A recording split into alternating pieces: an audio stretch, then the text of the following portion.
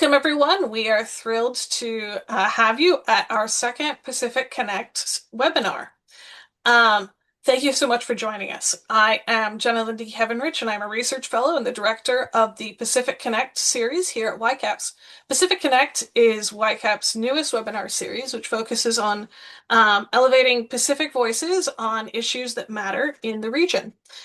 So today we are joined by Mr. Charles Elima and Ms. Rima Browne.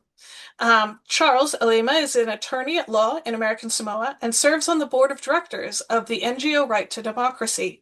As a lawyer dealing with small and isolated jurisdictions, his professional work has been very diverse over 45 years of practice. He has been a prosecutor, defense attorney, judge, corporate counsel, union promoter, civil litigator, cable television and telecom developer, manager, among many other things. He has worked successfully with people of the many different nationalities who live and work out of the ports in the islands, representing individuals and corporations from the United States and foreign countries such as Japan, Korea, New Zealand, Australia, Bangladesh, Philippines, and Croatia, to name a few. On the administrative level, he has been successful in bringing in technology that match the work patterns and lifestyles of people who use it. He's also bar certified in Hawaii, American Samoa, and Washington. Rima Browne is a Cook Islands geographer working in the Knowledge Management Division at Cook Islands Seabed Minerals Authority. Her main role focuses on managing and reviewing seabed data to help build maps, improve national data resources, and provide technical advice that supports decision-making. She has also taken part in offshore voyages as both a scientist and an inspector, supports compliance work, and regularly participates in community consultations that help share information and hear local perspectives. Rima is passionate about making complex ocean science easier to understand and about ensuring Pacific voices and communities are part of the conversation around this emerging Cook Island sector. So thank you both for joining us, and everyone else who is here. As a reminder, everyone else, please refrain from turning on your microphones during the duration of today's recording and presentation. So with that, I will pass it over to Ms. Rima to begin her presentation. Thank you.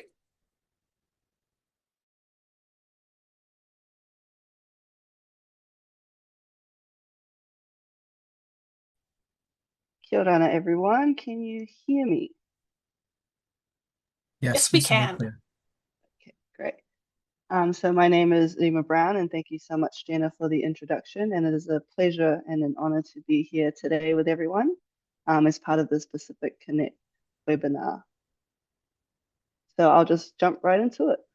Today I'll be presenting on the Cook Islands seabed minerals sector.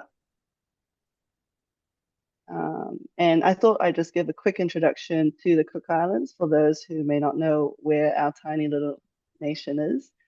So we're a small country located in the South Pacific. So if you look at the map that we have in the top left, you can see Japan up there in the top left, and the Cook Islands are somewhere in this blue box that you can see on the screen. And if you come down, you can see us there. So we're southeast of Japan, northeast of Australia, but our immediate neighbors are American Samoa to the west, and we've got French Polynesia to our east, and of course Kiribati to the north. And the Cook Islands are made up of 15 islands, and if you look at the map to your right here, you will see red dots, and those are the 15 islands of the Cook Islands. If I can find my laser. Oh, can't find it. I'm calling you from Rarotonga, which is the second to last island in the south here. Right there.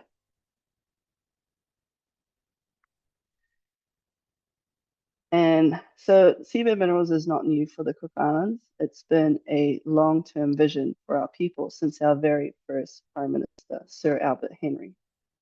And it continues to be a priority for our people, even with today's government and our current Prime Minister, the Honourable Mark Browne.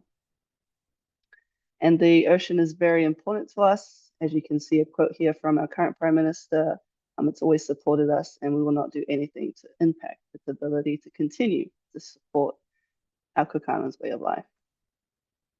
Now, in developing this sector, the government does so with the goals that you see on screen in mind. So of course we have environmental protection and conservation.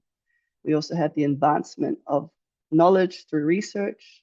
And of course, we want to bring our people along on this journey. So empowering our people with knowledge through the sector, as well as a transition to low carbon economy, and of course, economic diversity. Now, recent COVID-19 um, highlighted again our over-reliance on tourism. And our government has known this for a while, which is why we have been looking into developing this seabed minerals sector. So the Cook Islands has a world-class deposit of polymetallic nodules within its exclusive economic zone. And in 2023, we completed a mineral resource estimate to code and, oh, sorry. And we use the JORC code for this estimate as we are in the Australasia region.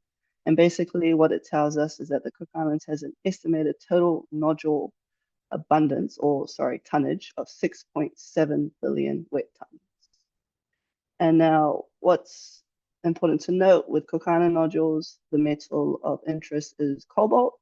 As you can see, Cook Islands have a high grade of cobalt compared to land-based mines, with 0.5% compared to 0.08%. And then of course, for those of us who are aware of the Clarion-Clipperton zone, again, higher than the grades found in this international area. And why are people interested in these nodules? Well, basically, they contain minerals used in everyday life. One of the important ones, of course, or critical minerals, they're used in smartphones, green technologies. So cobalt is a critical part of battery cathodes. But cobalt is also used in other areas. Here we have jet engines, solar panels, and of course, it's a big part of the transition to renewable energy. Now, independent experts, the International Energy Agency, released this graph. I think it was in 2022 or 2023.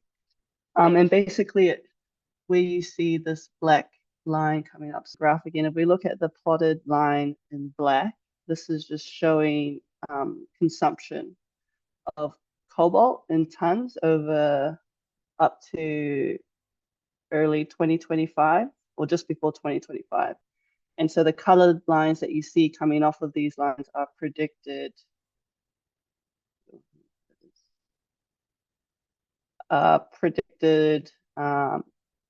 sort of consumption rates. And what's important to note is that as much primary cobalt will be needed in the next 12 years as we have used in the last 120 years. Noting that this graph also takes into account recycling and substitution. And that's shown by the dotted line that you're seeing come across the graph, showing that land-based mines are expected to run out by between 2035 and 2040.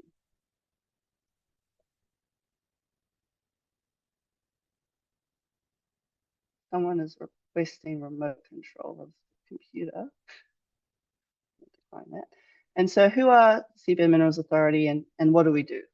Basically, we are the lead agency here in the Cook Islands, but we do not work alone. We also work with other government agencies here in the Cook Islands. And one of the key agencies that we work with are our National Environment Service, who take care of the environmental management side of things.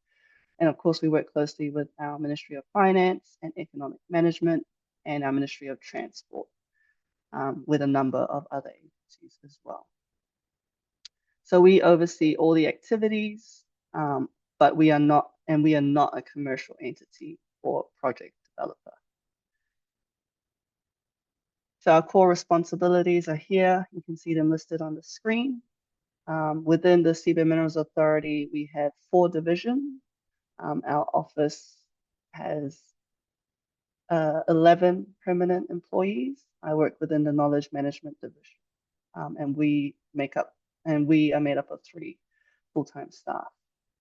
So we're a very small office, but despite having our divisions, we sort of work together as a team to help in our respective divisions as well.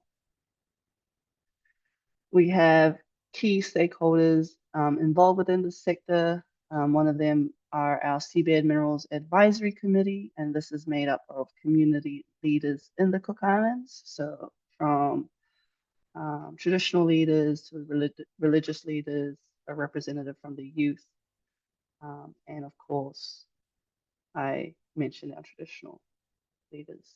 We also have a seabed minerals licensing panel made up of technical experts, and we call on this panel whenever we are granting licenses.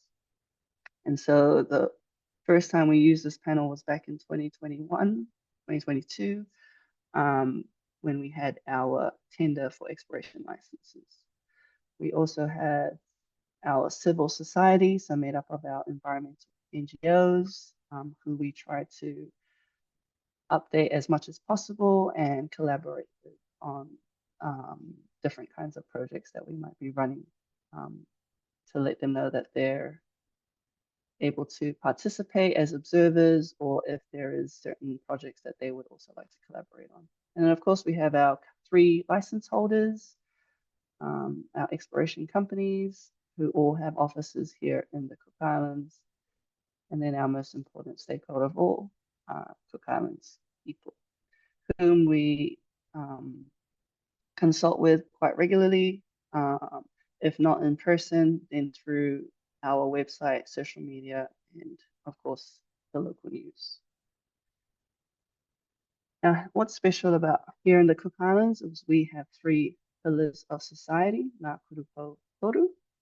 And so by law, SPMA are required to consult or advise these committees on any projects that are coming through our office. So the first pillar is our traditional leaders, Aronga Mana o Te Inua. And then we have our religious leaders, Aronga Mana o Te Evangelia. And of course, we have government, Aronga Mana o Te Ture.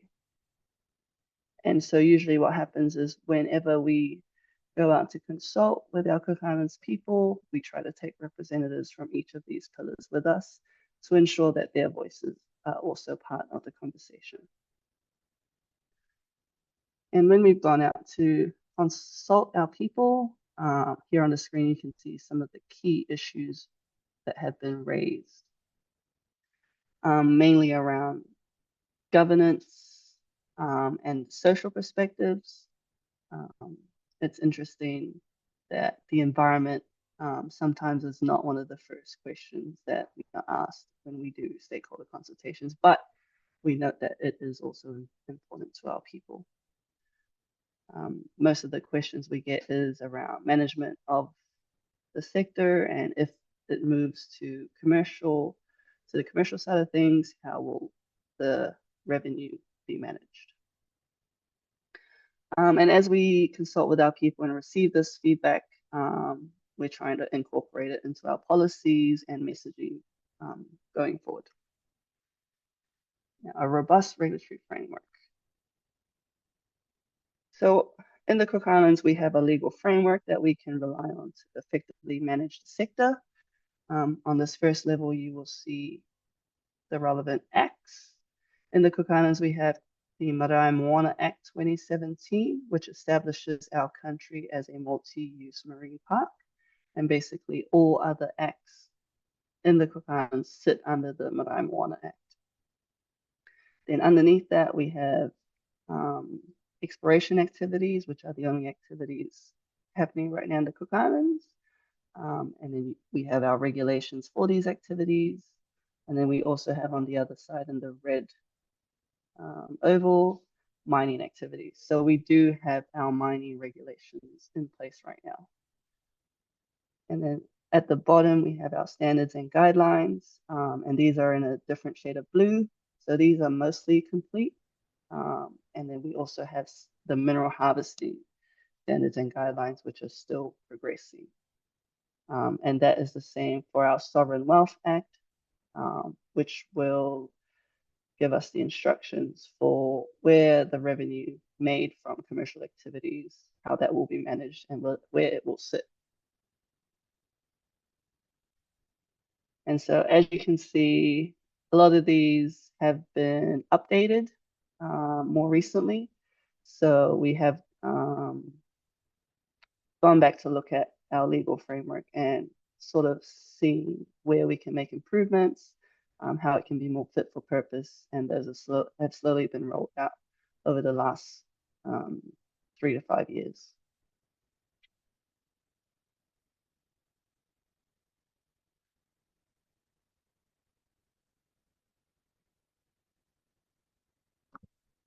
So the Cook Islands have been in exploration for the last 4 years. We're going on to our 5th year of our exploration licenses. And what's important about this phase is the collection of environmental data, because it's with this data that we will be informed on how to make decisions on whether or not we can actually move to the next phase.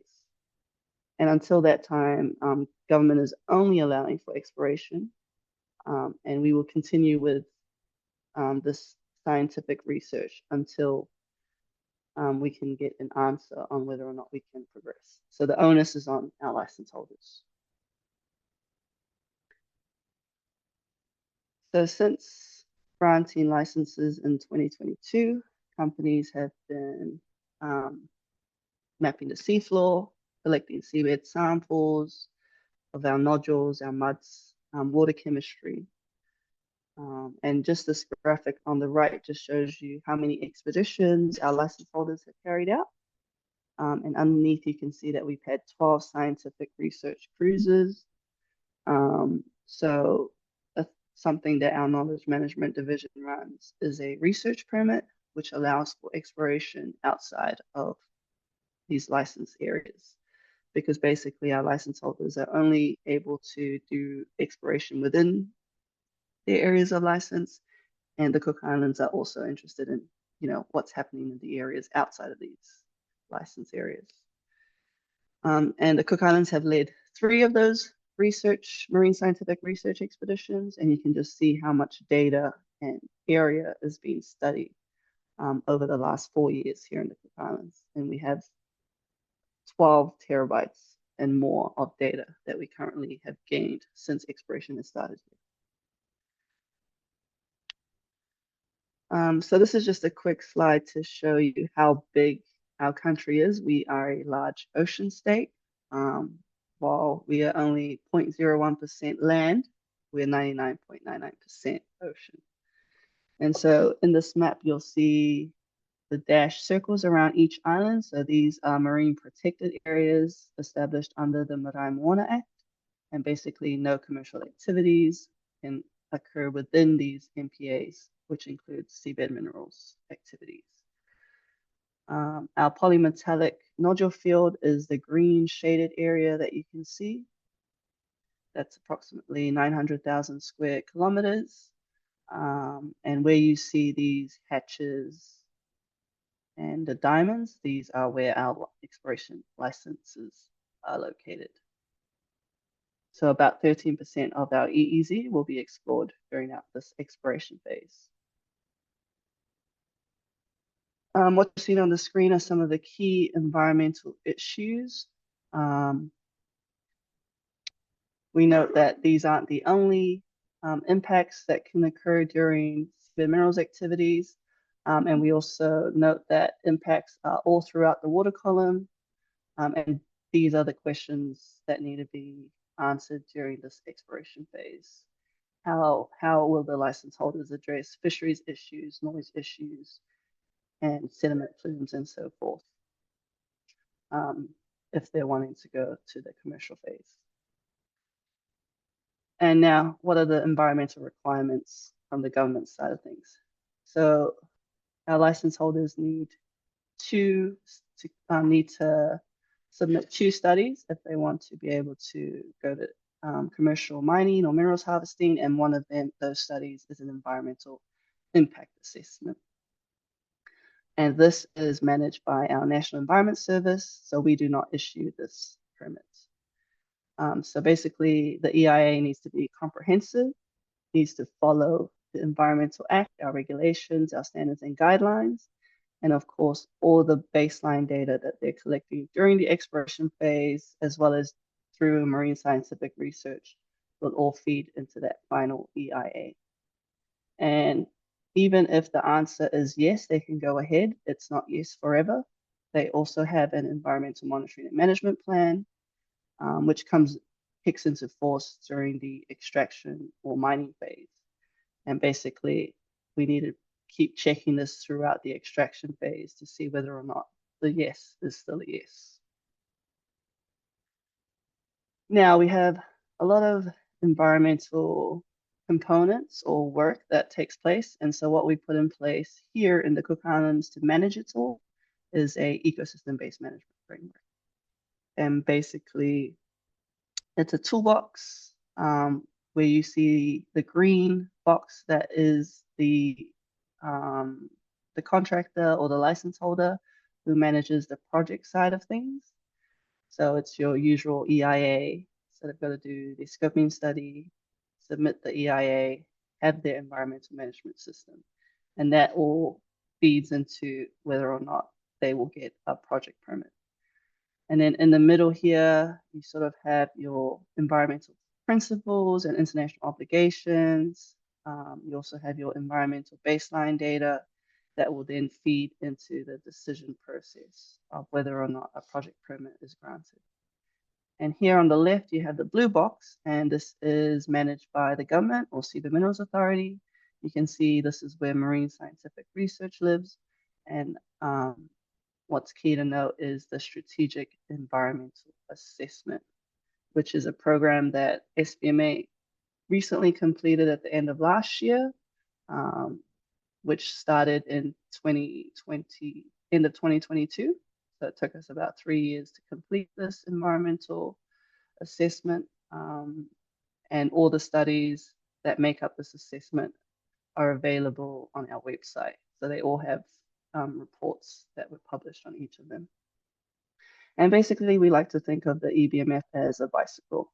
So the front wheel is government, and it sort of guides what direction the country is trying to take in development. And then, of course, the back wheel are our license holders who are the driving force of the sector. Then we have the frame, which is of the bike, which holds everything together. So this is made up of your environmental baseline studies and things like that. And of course, the most important stakeholder of all is the rider. And so I mentioned the strategic environmental assessment, and basically it was made up of 4 sub-studies. The first one was a marine spatial assessment, where it talks about the different types of habitats that we're seeing in the Cook Islands seabed. And then the second looks at the effects or the impacts that could come from a single minerals mine. Then 3 goes into a cumulative impact assessment, which is how much impact could come from several mines on top of existing marine activities, so fishing and climate change and all of those. And we wrapped all these assessments together to go into a regional environmental management plan workshop to basically say, how do we manage this? What do we do now to manage this sector? And so the results of the SCA, well, this is showing the results of the cumulative impact assessment, but we have a similar graph for the SCA. And basically what you're looking at is,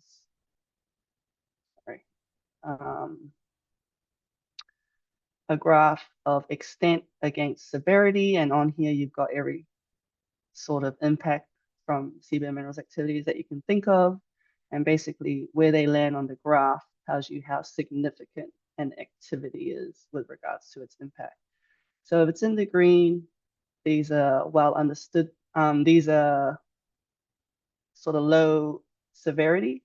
If it's in the orange, you're looking at a moderate to severe severity. And if it's in red, you're looking to major to catastrophic. And of course, there are no impacts in the red, which is a good sign. There's there's a few in the orange, okay, and then we've got some in the green. But what's important to note are the colors of the labels. So where you have a green label, that means it's well understood. An orange label is it's moderately understood, and a red label means it's poorly understood. And in most cases, the color of the label isn't because we don't know anything, it's because most of the work done to date has been in the CCZ, so the Clarion-Clipperton Zone. So this work still needs to be done in the islands. And basically what the SCA has told us is that um, it's okay for exploration to continue. There is no way that we can move to the commercial phase anytime soon until we can close out a number of these gaps that we sort of identified through this SEA. So basically where the labels are red, bringing them down to orange or even better down to green. But otherwise on a severity scale, you can also, oh, and also what you can notice is that the labels that are in red are the most severe in terms of the impacts.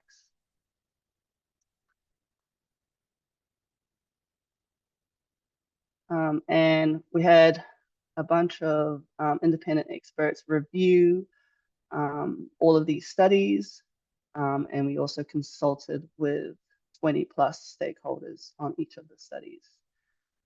So it's gone through a number of institutes and organizations, and each time we've received feedback, we've tried to improve upon the process that we took. Sorry, I know.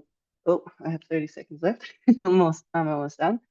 So collaboration, innovation. So since we started exploration, SCMA have also tried to encourage more research within the Cook Islands. Um, we've we've submitted 51 discrete proposals and we've had 26 of them successful, all ranging in different sizes. Some were only 2-day exploration research cruises, and then some were 2 weeks. But what's really great about this is that we've managed to work with 11 different countries, 30 different institutes, um, with regards to marine scientific research. And this map just shows a handful of them that happened, yeah, from 2023 right up until last year. And all the data that we receive through marine scientific research all goes into the public domain. It's available to everyone, and we publish it on our data repository, which is accessible through our website. And these are all the different partners that we've worked with to date, or who have participated or partnered with us in marine scientific research. And of course, bringing our people along the journey is one of our goals that I mentioned earlier in the presentation. A key stakeholder of ours are our Cook Islands people, not only here in the Cook Islands, but also our diaspora in New Zealand and Australia, whom our Prime Minister and our office have consulted with over the past 2 years. And just recently, 2 weeks ago, our Commissioner and Director of Partnerships were in the Northern Group, consulting with our Northern Islands on sort of what's happening here in the Cook Island, in the seabed minerals sector. And so we try to make an ongoing effort to keep updating our people on what's happening here in the Cook Islands. And if you want to know more, our website is a really good place to look at first. It has all of our studies on there available, the data's on there, and there's a number of useful tools that you can also have a look at. But we've also got our Facebook and some resources, which are also available on our website. So thank you so much. Thank you very much, Rima.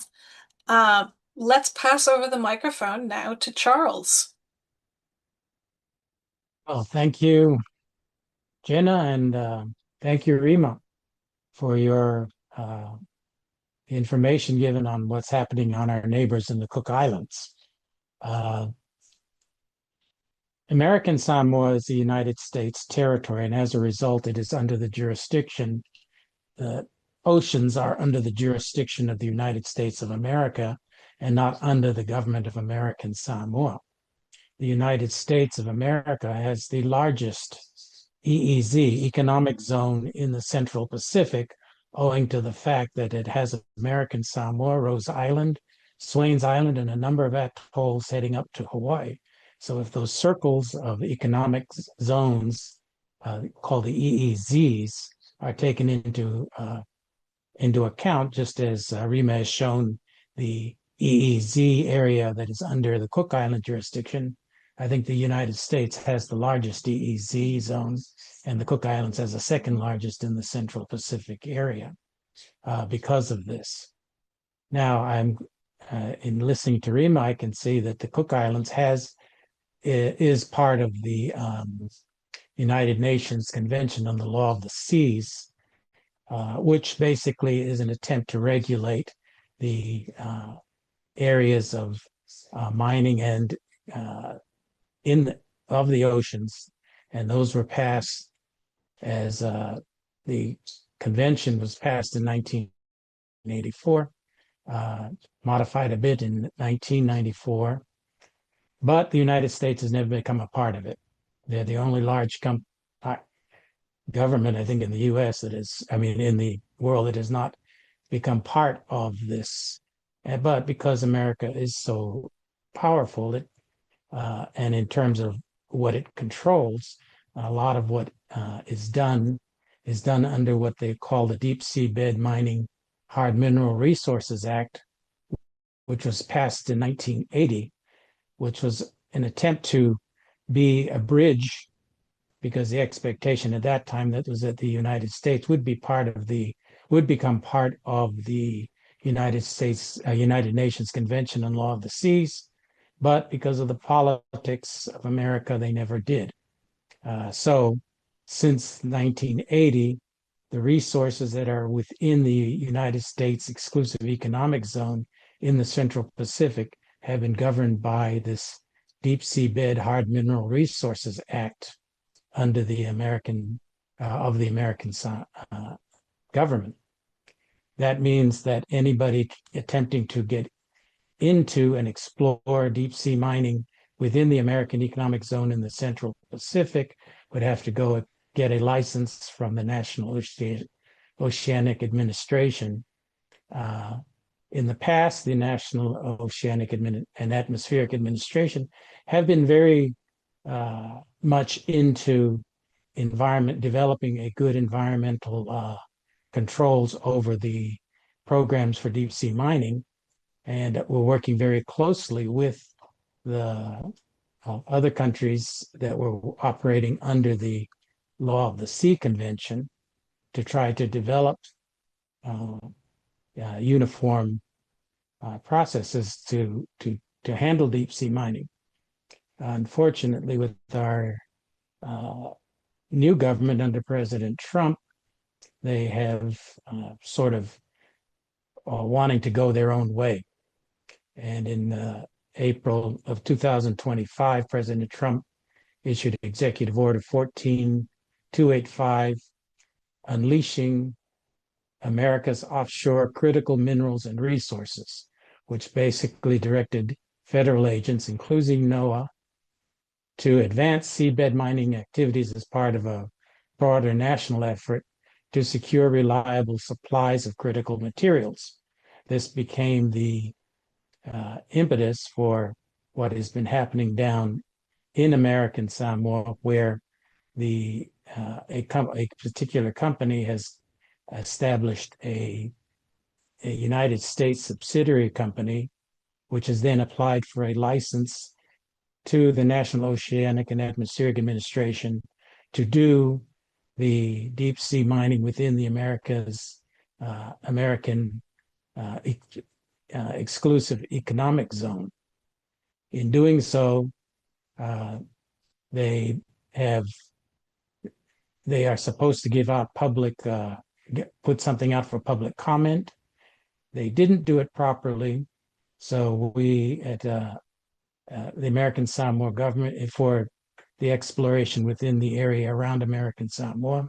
So there was it was organized in American Samoa and the other U.S. territories to demand that there at least be some input into the process by our local government, or not local government, but our local people, and comments. Unfortunately, all we can do is comment on these issues of exploration, deep sea mining. You don't have the authority to say yes or no. And so when something is on a fast track, like an executive order from the president, they go through the motions of doing the comments, but then they fast track the the approvals of the deep sea mining process without, and under the current administration, environmental issues are not as, and cultural impacts and other environmental impacts are not as, let's say, closely studied as I can see they're doing over there in the Cook Islands. This is just the nature of the federal territorial relationship, and we are basically under that authority of the federal government.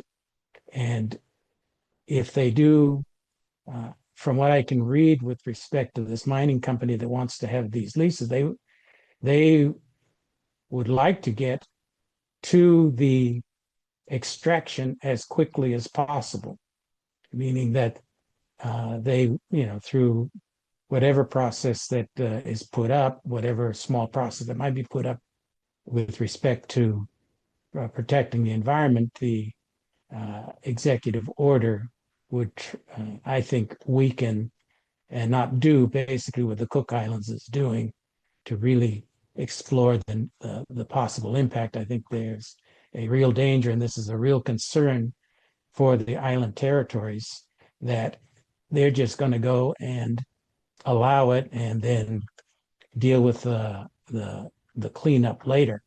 Seems to be a pattern that the United States government takes in terms of dealing with the territories and the interests of the people of the territory. Now, I can see that when these exploration licenses were issued by NOAA back in 1980, they issued them for various places throughout the world, particularly the CCZ, Clipperton Zone that Rima has mentioned up near Hawaii. And the big one, a big one, is the Perrin Basin, which is where the Cook Islands are and American Samoa are. So what concerns me a little bit is that America might go full extraction within its economic zone without concern about what impact that may have on the Cook Islands, which are right next door. The effort that we are trying to do now is just slow this process down within the United States government to do basically what the Cook Islands is doing at this point in time, is really carefully look at the process to ensure that it's done. And the concern is that it may not be done as quickly as, or it may not be done as efficiently and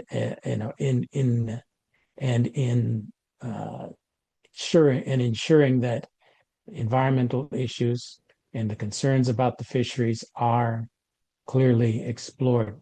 And also, I think it's important for the people in the South Pacific who do have control over their exclusive economic zones to ensure and to assist in making sure that the American government within their economic zone do not push this thing faster, because the ocean currents affect everybody, and that it be done in a uniform manner. If we are going to try to explore and exploit this resource, that it be done in a uniform pattern rather than piecemeal, letting one country who is not a party to the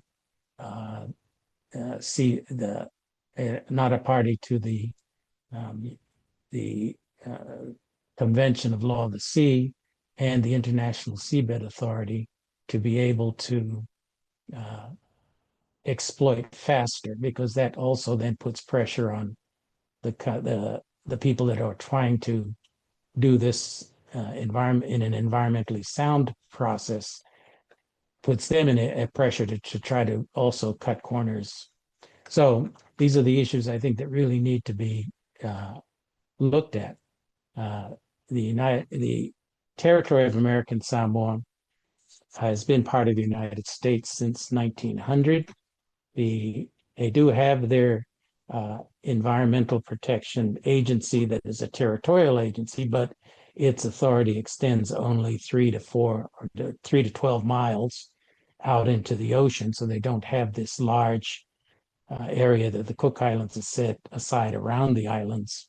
And it is basically set not by local discussions and local input, but basically set by the federal government and a lot of times the interests of the fishing industry and now the mining industry to basically say no to influence Washington, and they have more influence over Washington than the territories do. I belong to a group called Right to Democracy, which is basically an association of interested people from all the territories who are trying to ensure that there is a voice in the federal government and to persuade the federal government and the local governments to demand a voice in this process, a local participation in this process, not just as an interested party, but having full legal rights to be able to stop these kind of developments if it doesn't appear to be in the interests of the local people. That's a work in progress, obviously difficult under the current administration, but we're hoping that in getting our issues before Congress and before the government's agencies that do control this, that over a said time, we'll be able to do this. We're dealing with this issue of deep sea mining. It started in American Samoa last year.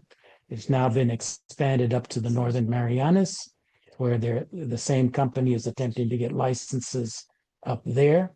The company itself believes that it is already online to be able to start the extraction process as quickly as possible, which I think is a little too fast, but the issue will be, or the decision making will be made up in Washington, and we are doing the best we can to try to get Washington to slow this down and get local input. So for those that are, who may be interested in what the laws are that the United States is following, you could find that at 30 U.S. Code Section 1401. You can also probably just Google or the U.S. Policies on deep sea mining. Also, you could look up to our Google Right to Democracy, and you will find that our website there, and that they will have our co-CEO Addie Martinez is basically coordinating the territories in their coordinating all our territorial representatives in their efforts to slow this process down and get some real good environmental environmental impact statements done. So I would welcome any questions on what American Samoa is about, but that basically would be the issues that I think need to be done with regard to deep seabed mining. So I can take any questions on on the matter. Wonderful. Thank you so much, Charlie. May I also bring Rima back on the microphone here, as I think now would be a great time for the two of you, if you have questions for each other, to discuss this further, as you are both neighbors in the Pacific. I would like to ask Rima, has she been in contact with uh, the EPA in American Samoa or the governor, or has there been any communication between the governor of American Samoa or interested parties in American Samoa with the Cook Islands? Because this is, this is our neck of the woods. We are connected, and what happens in American Samoa is going to affect you. Yes, no, thank you, Charles. We have um, been reached out to from someone in the American Samoan government. I'm not sure if it is your Environmental Protection Agency. I think it might have been, but they've been in touch with us to have a look at um, our legal framework, basically, and how we sort of set up our agency to regulate activities in the Cook Islands. And so Well, may I recommend to we're still in the initial planning phases of trying to get that visit going. And we'd love to help American Samoa out as much as we can with regards to their regulation of activities. if I may recommend to you a lady by the name of Andra Samoa, uh, who is working with the administration there. If I can get your email, can email you the contact with her, because she is very much the uh, the one that is working very hard to try to get these issues. And I think your technical issues of what you are doing would be very important to try to present that, hey, we got to work together and do what the Cook Islands are doing. Exploration and Yeah, ideas right now. Don't start extracting. yeah, I'm happy for Jenna to share my contact with Charles. Okay.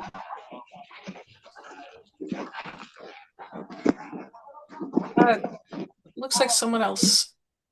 Reminder to everyone participating, please keep your mics muted.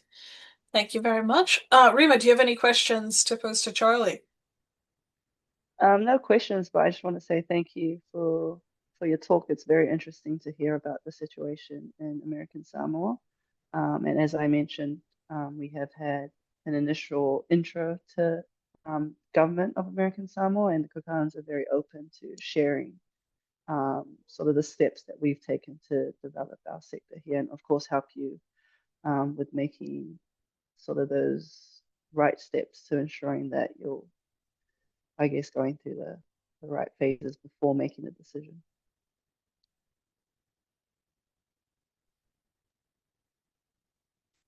So now let us jump to audience questions, and we have had a number in the chat, and I encourage folks to also type in your questions if others come up. But before that, I wanted to ask a question of my own just for clarification.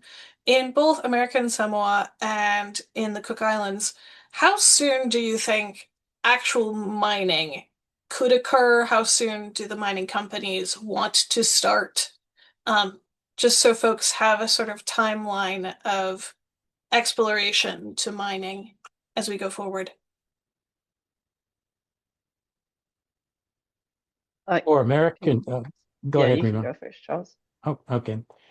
For American Samoa, I think the timeline is trying to be, they're trying to push the timeline, okay, from exploration to actual extraction. I think right now the exploration is not, I think they have what they believe is technology that is, that they believe will pass muster with the US government, uh, based upon looking at their nice, pretty pictures that they come up on their online. It looks like they are at the point where they would, say, let's start the extraction process as quickly as possible, so that we believe we have the technology. The question is, in the area that they are now starting to explore, does it have the resources in the ground in the area that they've been allowed to, within the United States economic zone, are the resources there to make that extraction profitable. I don't know how the exploration in the Cook Islands area has gone as to whether or not they believe it's a profitable measure of, that they can make a profit off of doing it.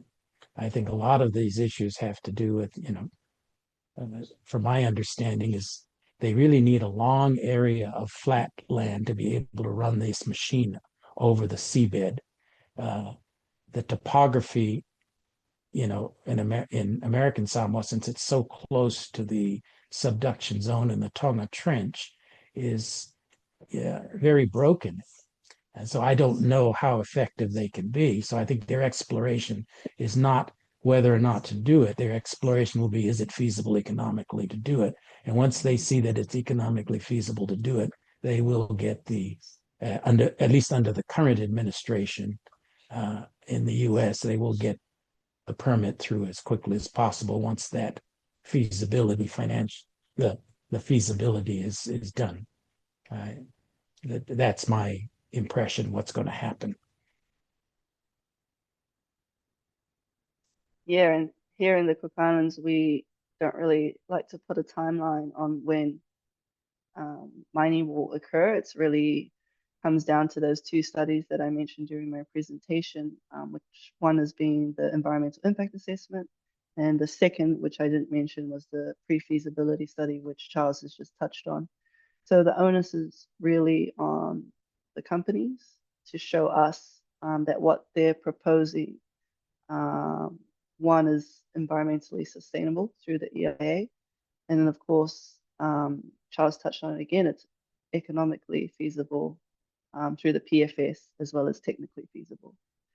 And at the moment, we haven't received either of those studies. So yeah, I can't say on what the timelines are looking like, but until we receive those two studies, can't really comment. Okay, thank you both. So it sounds like definitely not this year, perhaps some years out, but the companies still have to do their studies. All right, thank you. So another question that came up for both of you is uh, how do you view, this is from Chu Ping Hu, how do you view the balance between the economic promise of deep sea minerals and the protection of your local fisheries and cultural heritages? Specifically, do you feel your local government have enough agency to resist pressure from global superpowers, the US or China, um, which John Milkovich also asked about, if the environmental risks are found to be too high? So that's for both of you. We've heard you both touch on this a little bit. Rima, you can go. Yeah, thanks for the question. I think there was two parts to that question, Jenna. So first part is Balancing how do you economic, balance yeah. that economic and fisheries and heritage, as well as do you think your government has the ability to resist global superpower pressure if that is occurring? Okay, thanks. Yeah, thank you for the question. And again, I think I mentioned in the start is that the Cook Islands are people of the ocean, and the ocean is very important to us. You know, it's for a long time supported our communities here in the Cook Islands. And so when we're developing the sector, that is always at the forefront of our minds is that our marae moana is protected at all costs.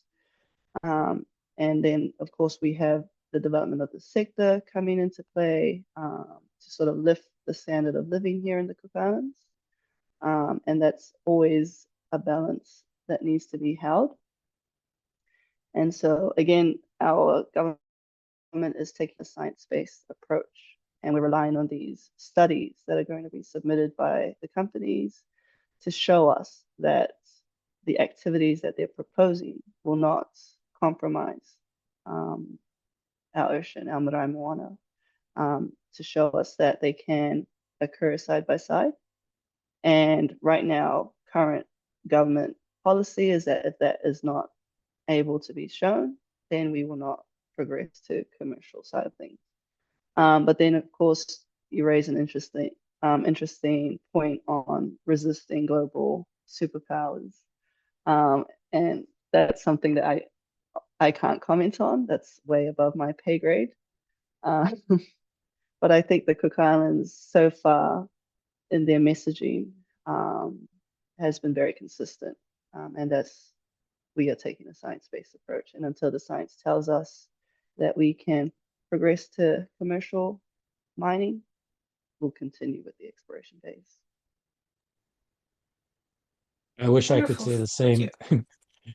I wish I could say the same for the American Samoa government, but if the fishing industry is any indication, um, the environment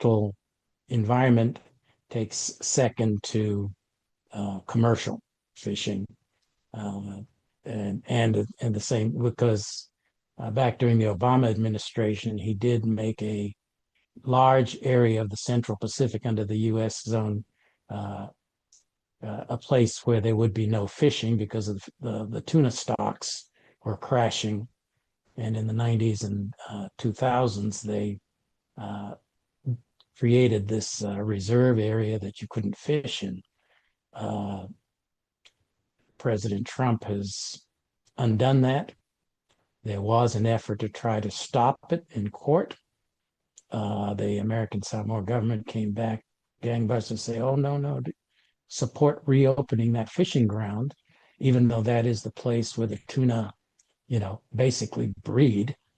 And so everybody wonders why the stock crashed was because you took your ships through the primary breeding ground of the tuna, right? And it was coming back, didn't come back to what it was before, but at least it was coming back after that.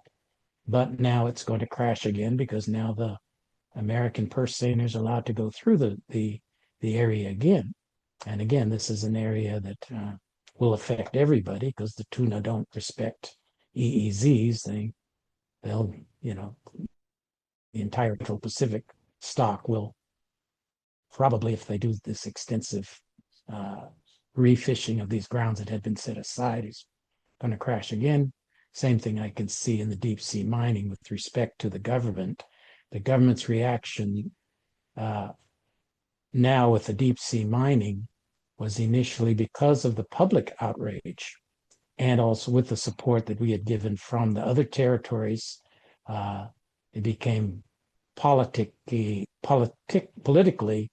untenable to go against what the public was demanding, which was, hey, stop this nonsense, stop this now until we can get some more information. But I have serious doubts that the government would resist, or the local government would resist a federal government saying, no, you're going to go do it, and a company saying, oh, we can make millions and billions of dollars off of an unproven technology. And, oh, no, our environmental assessments are, are good enough. And I think that is the real problem is if you're having to rely on the companies themselves to give you the information, well, rather than some independent assessments, I think that is going to be problematic.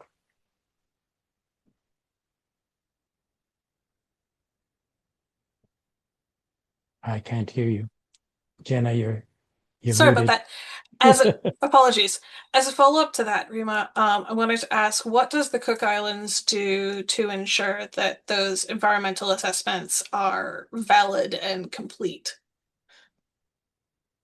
Yeah, no, good question. So as I mentioned during my presentation, that is led by our National Environment Service. But what they have through their regulations is they put in place I think they call it an environmental council.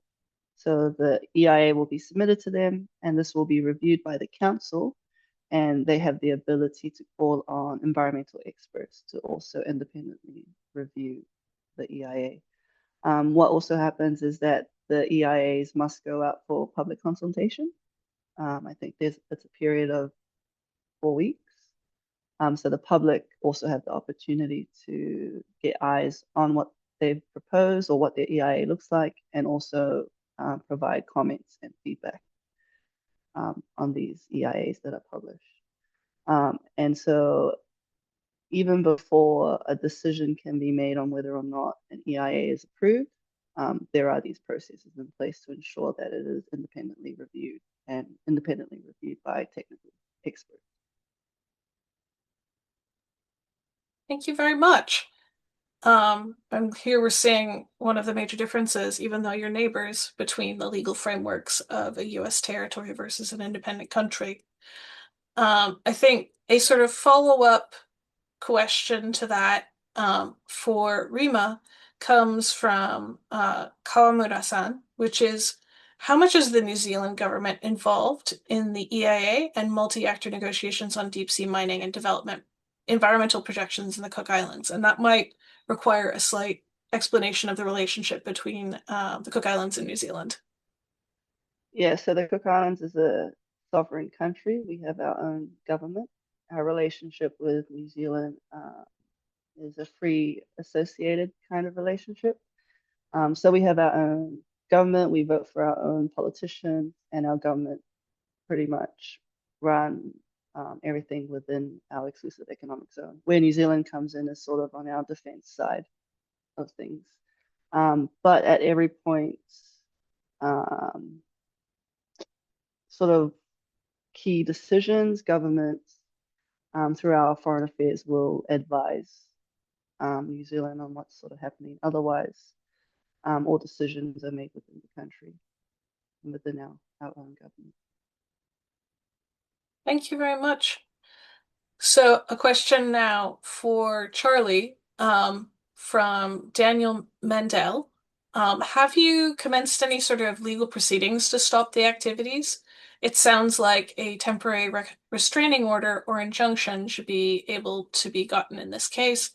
And that company is possibly Canadian. And if that's the case, has there been any approach to the Canadian government about taking action? Yeah, the parent company is Canadian.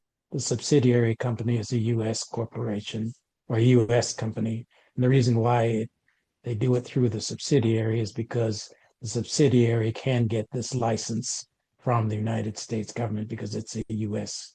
company. With respect to whether we can take the matter to court, at this point in time, it's at the administrative level, meaning it is before the National Oceanic Administrative Authorities level in terms of taking in public comment and then issuing an order.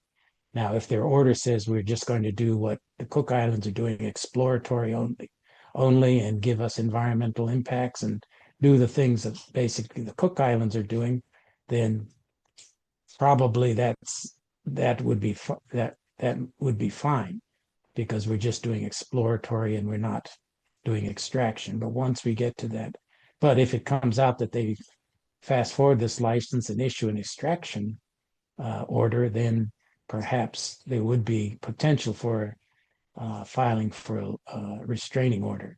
At this point in time, I don't think we can get a restraining order because it's not ripe enough for a court review because the agency has not taken official action, at least yet. So we have to wait and see what they actually give out before we can decide what to do legally. Thank you for that explanation. So now here's one for both of you to comment on. This comes from Dr. Janardhanan of the Global Environmental Strategies Center in Japan. So given the accelerating push for critical mineral supply security, there's a growing concern that environmental and ecological risks, particularly the vulnerability of deep sea and Pacific Ocean ecosystems, are being systemically underweighted in policy and investment decisions. Considering that deep sea mining could trigger irreversible biodiversity loss and disrupt poorly understood ecological systems, what global governance frameworks that we already have or could build could be helpful in shaping some meaningful precautionary approaches.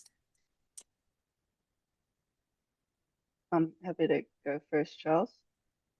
And I think I already thank you for the question.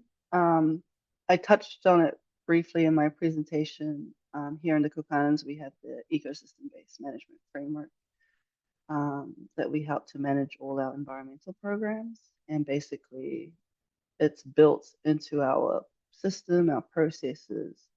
At first, we need to learn about the environment, the marine environment, the seabed environment that we have here in the Cook Islands, and then have assessments on whether or not we can move forward to commercial activities. So I think it's built within our process on we need to collect the information first, get the data and the knowledge before we can make those decisions. But yeah, sorry, it sounds a bit repetitive, but I think in the case of the Cook Islands, it's sort of built into our system to ensure that these environmental and ecological aspects are accounted for when making decisions.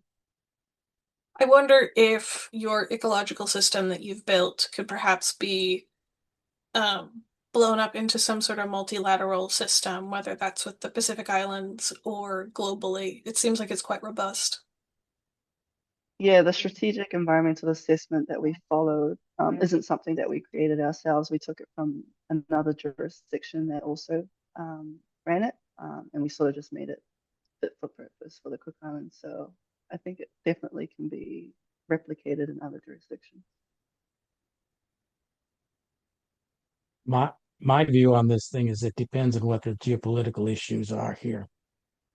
Is the rush to get precious metals, which previously are basically, as I understand now, are 90% controlled by China, is the rush because we don't want China to control this, right? So we want to get these extractions out as quickly as possible, and that these nodules and the minerals are much more easily extracted from these nodules than from going and digging it out of our own places and doing the processing there.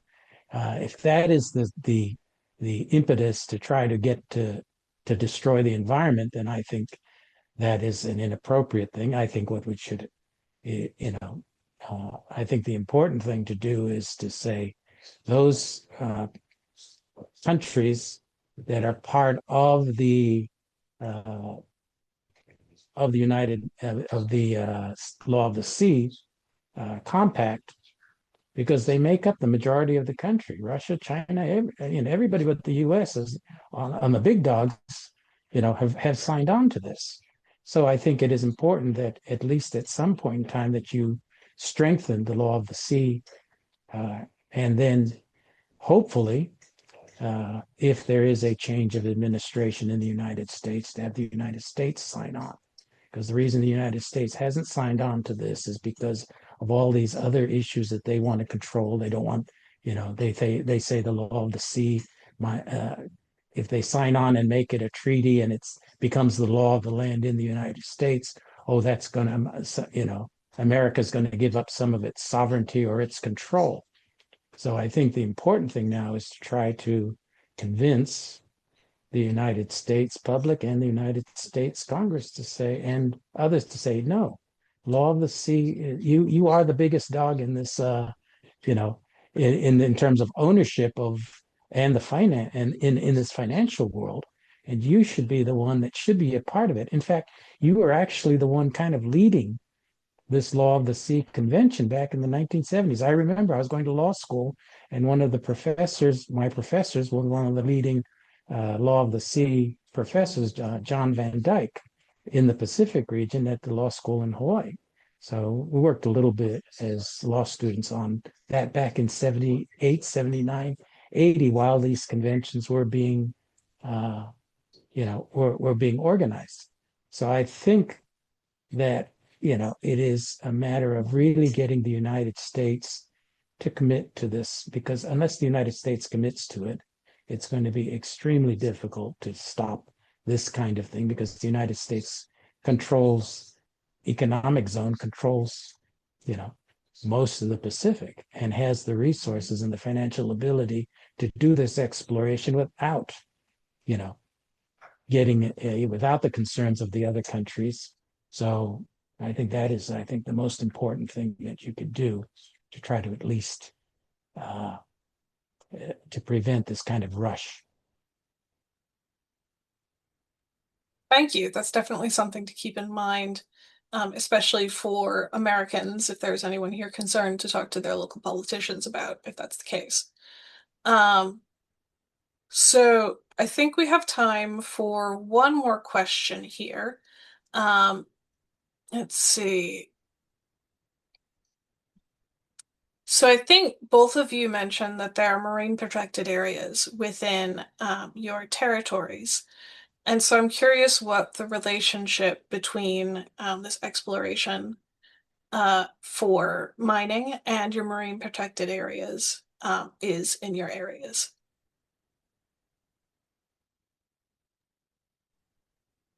Rima, I'll let you go after. I'll just quickly do this. We don't know. We don't know what they want to do.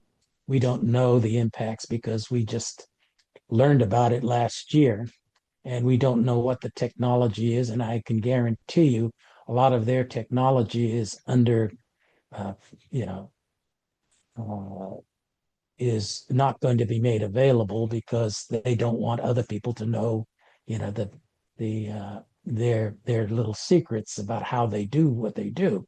So in terms of getting you know, uh, a full assessment, you do need to have a government agency that is able to get all that information and process it, because they're not going to disclose it voluntarily. They will disclose just what they need to. From what I can see from their promotional material, they clearly say we are going to go in there and dig up this, the top level of the and top few inches or 3 inches, and and the entire ground that their machine goes over. And then, but they say, but this is what we're doing to to stop the impact. We're going to try to get most of the dirt out from behind and back onto the ground without going up the water column. That's their big, thing. But as to, well, what happens to all those bottom animals that rely on that that basic surface, I don't know if they really know, and I think that's a concern that we have. So I think it would be difficult for us to know the technology unless we have some real expertise put to it. Rima, that's your expertise. Thanks, Charles. Sorry, Jen, I think I might have misheard your question. All right, to go back to it, was looking at where did I leave that question? It has Um, to do with MPAs. so what is the relationship between the marine protected areas and this exploration that's being done for mining? Oh, right. So in the Cook Islands, about 15% of our country is under marine protected areas. So those circles that were around each of the islands.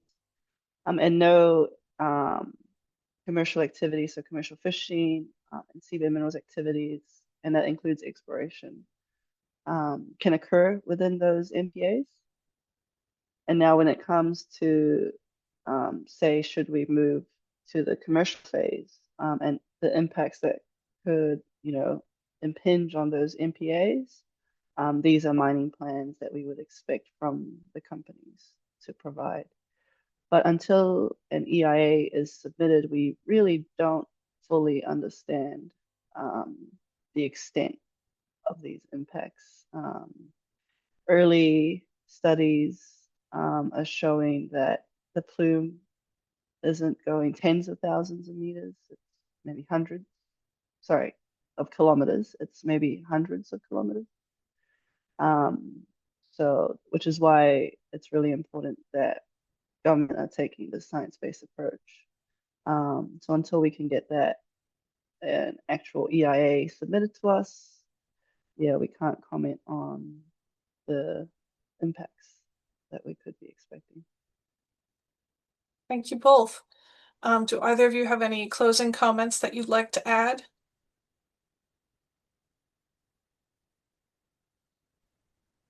Well, Jen, I thank you for the time given to give the perspective from a U.S. territory.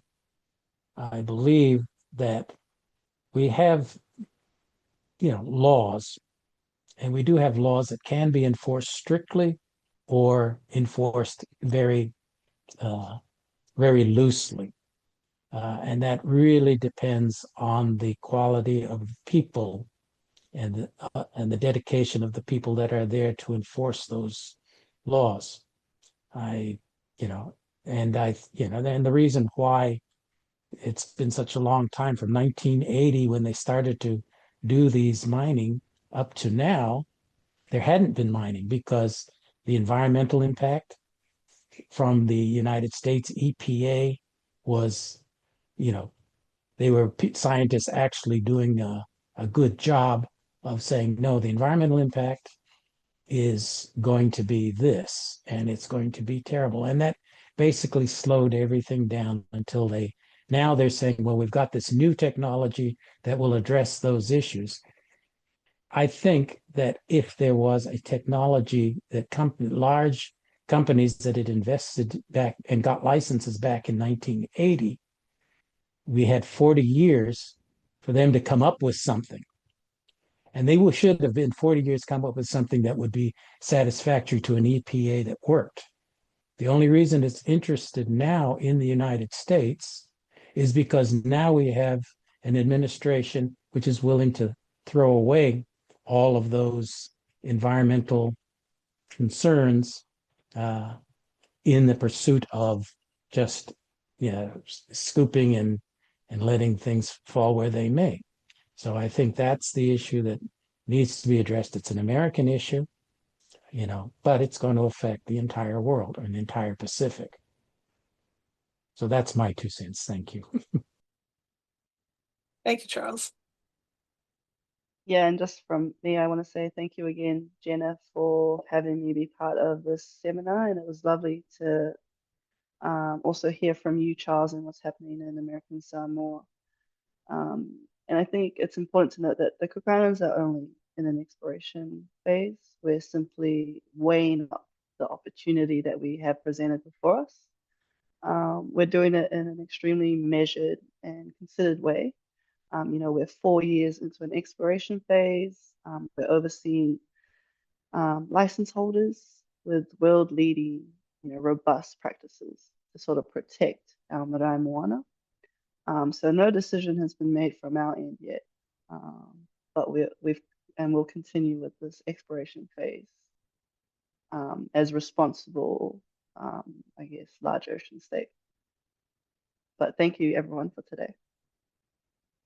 Well, thank you both so much. I know I've learned a lot from both of your perspectives. And thank you to our audience. And so now let's go quickly to a couple of slides. And if you aren't already on our YCAPS mailing list, you can take that QR code there and we let you know when we have upcoming events, whether online or in your area. Many of our events happen in the Japan area, but we also have many online series like this one. Keep your eyes peeled for future events of this series. We have some very exciting speakers that I'm working with to talk about in our next event in May. So keep your eyes peeled. I hope to have news for you all on that soon. And lastly, check out our YouTube channel. Also QR code there. That is where we are uploading all of our monthly Getting to Know Japan series, as well as this every other month Pacific Connect series. You can find the edited version of last Pacific Connect with a better connection of one of our speakers who is having issues edited into that. So check that out there. And one final note, we wanted to say thank you to our partner FadTech, who kindly supports YCAPS with mobile internet services to help bring events like this to you. So thank you, everyone. This was a delightful conversation, and we hope to see you next time.